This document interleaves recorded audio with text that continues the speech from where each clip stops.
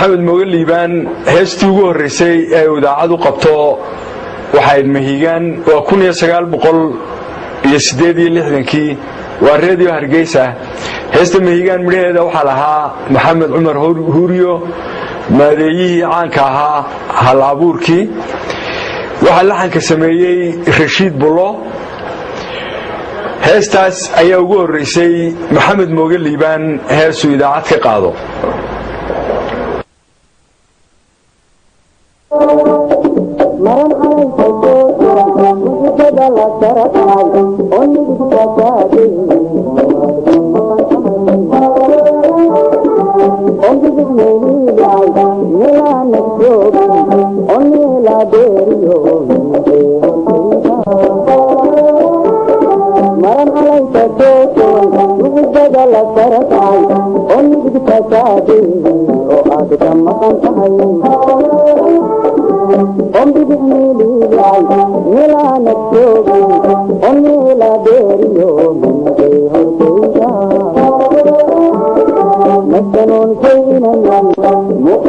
وحن كدوم تلا